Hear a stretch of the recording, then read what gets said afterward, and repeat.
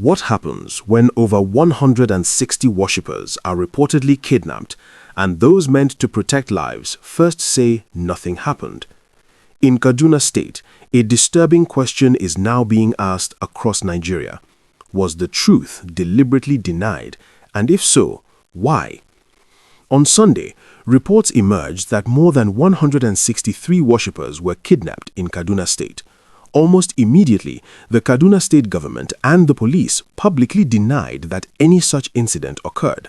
But days later, after mounting evidence and pressure, the same authorities reversed their position, admitting that a kidnapping did take place.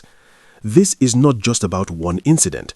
For many Nigerians, this moment has reopened an old and painful wound: the role of security agencies and authorities in Nigeria's insecurity crisis. According to sources and community accounts, the kidnapping happened during a religious gathering. Families, church leaders, and local residents reportedly raised alarm, insisting that their loved ones had been taken. Yet, the official response was swift and dismissive. The police reportedly stated that they had no evidence to confirm any kidnapping. Kaduna State authorities echoed this position, giving the impression that the reports were exaggerated or false. However, the situation changed after the Christian Association of Nigeria, along with other stakeholders, presented what they described as clear evidence, including testimonies, names of victims, and confirmations from affected families. Only then did the narrative change. Authorities later acknowledged that indeed a kidnapping had occurred. For many Nigerians watching this unfold, the concern is not just the crime itself, but the initial denial. Why deny such a serious incident? Why wait until pressure mounts before acknowledging reality? Questions are now being raised about whether the denial was an attempt to avoid international scrutiny, particularly at a time when Nigeria's security situation is already under global observation. This incident fits into a troubling pattern Nigerians are all too familiar with.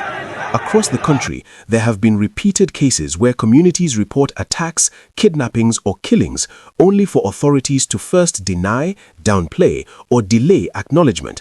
In some cases, official statements come only after evidence becomes impossible to ignore.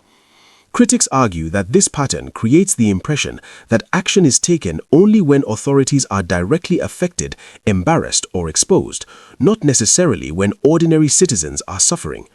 Security agencies are constitutionally mandated to protect lives and property, yet incidents like this raise deeper questions about accountability, transparency, and priorities.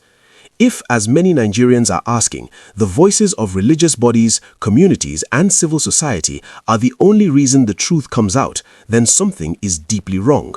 What is really going on in the country? Why does it take public outrage before reality is acknowledged? And how many stories never come to light because no one was powerful enough to speak up? These are questions every Nigerian deserves answers to. If you believe Nigeria deserves honesty, accountability, and better leadership, share your thoughts in the comments.